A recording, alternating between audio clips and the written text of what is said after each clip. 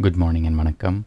In this video, we're going to be reading from Dancing with Shiva, Hinduism's contemporary catechism, written by Sadhguru Sivaya Subramaniya Swami, a richly illustrated sourcebook of Indian spirituality in question and answer form, exploring how to know the divine, honor all creation, and see God everywhere in everyone.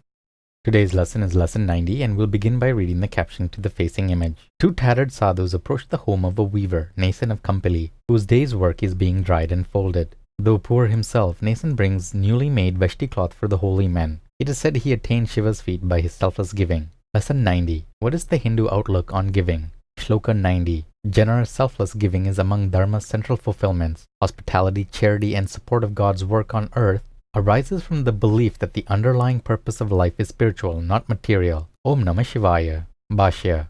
Nowhere is giving better unfolded than in the ancient Tirukkural, which says, "Of all duties, benevolence is unequaled in this world and even in celestial realms. It is to meet the needs of the deserving that the worthy labor arduously to acquire wealth. Even the poorest Hindu practices charity according to his means. In this unselfish tradition, guests are treated as God. Friends, acquaintances, even strangers are humbled by the overwhelming hospitality received. We share with the less fortunate.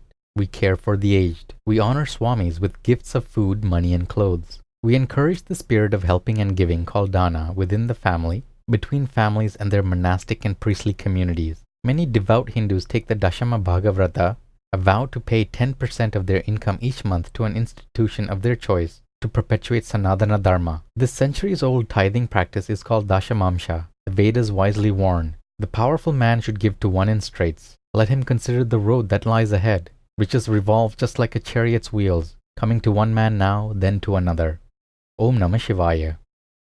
Good morning and vanakkam. In this video, we're going to be reading from Living with Shiva, Hinduism's contemporary culture, written by Sadhguru Sivaya Subramaniya Swami. 365 daily lessons based on ancient Vedic laws, disclosing how to approach family, money, relationships, technology, food, worship, yoga, and karma to live a truly spiritual life. Today's lesson is lesson 90, and the topic is control of the pranas. A great flow of pranas begin to occur among the families of our congregation worldwide, because each one has decided to discipline himself or herself and the children to perform sadhana. That brings the prana under control. If the prana is not under the control of the individual, it is controlled by other individuals. The negative control of prana is a control, and positive control of prana is a control. That's why we say, seek good company, because if you can't control your prana, other people who do control their pranas can help you. The group helps the individual, and the individual helps the group. If you mix with bad company, then the pranas begin to get disturbed. Once that happens, your energies are like a team of horses out of control. It takes a lot of skill and strength on the part of the individual to get those pranas back under control. The control of prana is equally important on the inner planes. When you leave the physical body, you are in your astral body, your subtle body. It is not made of flesh and bones like your physical bodies. As the Buddhists say, 32 kinds of dirt wrapped up in skin. The astral body is made of prana. It floats, it can fly. It's guided by your mind, which is composed of more rarefied prana, actinic energy. Wherever you want to go, you'll be there immediately. And of course, you do this in your sleep, in your dreams, and after death. Many of you have had astral experiences and can testify how quickly you can move here and there when your astral body is detached from the physical body. However, if you don't have control of your prana, you don't have control of your astral body. Then where do you go when you drop off your physical body at death? You're magnetized to desires, uncontrollably magnetized to fulfilling unfulfilled desires. You are magnetized to groups of people who are fulfilling similar unfulfilled desires, and generally your consciousness goes down into lower chakras. Only in controlling your astral body do you have conscious control of your soul body, which is of course living within the astral body and resonating to the energy of the higher chakras. My Sadguru, Shiva Yoga Swami, spoke of Shaivism as the sadhana marga, the path of striving, explaining that it is a religion not only to be studied but also to be lived. See God everywhere. This is practice. First do it intellectually, then you will know it. He taught that much knowledge comes through learning to interpret and understand the experiences of life. To avoid the sadhana marga is to avoid understanding the challenges of life. We must not fail to realize that each challenge is brought to us by our own actions of the past. Yes, our actions in the past have generated our life's experiences today. All Hindus accept karma and reincarnation intellectually, but the concepts are not active in their lives until they accept the responsibilities of their own actions and the experiences that follow. In doing so, no blame can fall upon another. It is all our own doing. This is the sadhana marga, the path to perfection. The sadhana marga leads us into the yoga pada quite naturally, but people don't study yoga. They are not taught yoga.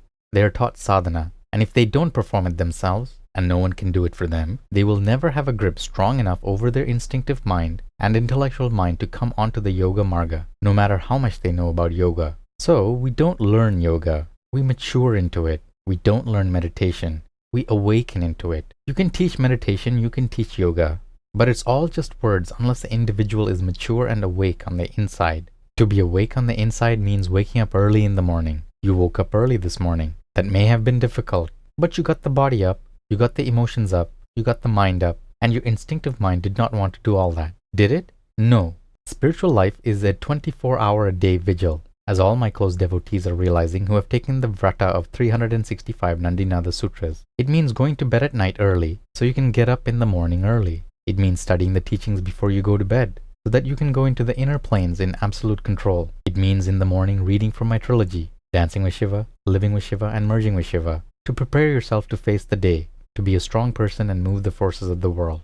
Sutra 90 of the Nandinada Sutras, Family Togetherness. Each of Shiva's devotees who is a husband spends time with his wife and children daily. Monday is a family evening at home. One night monthly is devoted to the wife alone in an activity of her choice. Aum Namah Sivaya. Good morning and vanakkam. In this video, we'll be reading from Merging with Shiva, Hinduism's contemporary metaphysics, written by Sadhguru Sivaya Subramania Swami. 365 enlightenment lessons from a mystical master, revealing the depths of Raja Yoga, the clear white light, the states of mind, and the ultimate spiritual destiny of every seeker. Today's lesson is lesson 90, and the topic is going in and coming out. The self is so simple. You have to be so simple to realize the self. Not simple-minded, but so unattached. Awareness has to be able to move so nimbly through the mind, like a graceful deer going through the forest so deftly through the mind, that none of the sticky substance of the mind, so to speak, sticks onto awareness and holds it steadfast for a period of time. And only with that agility can you move awareness in quickly to the source, in on itself, until you come out having realized the self. It is an experience you come out of more than go into. If you were to explain self-realization in another way, look at it in this way. Right out here we have a swimming pool. Beneath the surface of the water we will call that the self. The surface of the water, just the surface of it, we will call that the depths of contemplation. That pure consciousness, that most super rarefied area of the mind, the most refined area of the mind of pure consciousness. And we're going to dive through pure consciousness into the self. We will call the physical body awareness. It is a body of light, and it's going to dive into the self, into the depths of samadhi. But to do that, it has to break the surface, has to break pure consciousness. So then we make a preparation. Attention. We take all our clothes off. We put on a bathing suit and walk around the pool. We are getting ready for this great dive. Concentration. We pull our forces together. We don't quite know what is going to happen to us. Meditation. We look over the swimming pool. We look over the whole thing. We are studying out the philosophy of just what we are going to do. We even try to measure the depth of the self. We talk to people about it and ask, have you jumped in there? Some say no, but I intend to one day. And others will answer yes. Well, can you tell me something about it? They say, no. Then you go into contemplation. You just stand. And you are completely aware of just standing there, right on the brink of the absolute. And you are standing. So much conscious that you're there, and you're just aware of being aware. And then you laugh and then you jump in. As your hands and head go into the water, they disappear. As the body breaks the surface, it disappears. As the legs go in, they disappear. And we are all looking at the surface of the swimming pool and don't see you there anymore. You just disappeared, the whole body. As you come out of that samadhi, first the hands and head come up and begin to appear again. Then the chest, then the entire torso. Then, as you climb out from the pool, the legs reappear, and finally the feet appear again. You are just the same as you were before, but you are all clean on the inside. Awareness has a new center. The center is way down in the bottom of there, someplace that you can't even talk about. You have realized when you come out that you have realized the self. Before you went in, you knew all sorts of things about it. You could quote 1,000 different things about the self. You knew so much. And when you come out, you don't know anything about it at all. You know you have had a tremendous experience. You have had an inner bath. Then you go back into just enjoying the experience, contemplation. Then you begin to meditate, coming out again on the experience. And there is a vastness in you that awareness can no longer penetrate. It is a tremendous vastness. You just can't penetrate it anymore. You go in and in and in. And then all of a sudden you realize that you have realized the self again. And you go in and in and in. And then all of a sudden you realize that you have realized the self again. And everything is different. You look at the world from the inside out. You look at people from the inside out. You look at a person and immediately you see how they came along through life. You look at their face and you see what their mother looks like. You look into their subconscious mind. You see what their home looked like. You see what they were like when they were 10 years old, 14, 20, 25 years old. Now they are 30. And at the same time you are seeing what they are going to look like when they're 40 years old, and so forth. You see the whole sequence all now. then you really know, after that deep samadhi, that the mind, in all phases of manifestation, was all finished long ago. It's already complete. Before that, you try to believe in that concept, and it's a vast concept to believe in, because at certain times, when awareness is flowing in the external areas of the mind, it certainly doesn't look that way at all. Our perspective is limited. And that's it for today's lesson. Take care of yourself, have a beautiful day, and we'll see you in the next video. Om Namah Sivaya.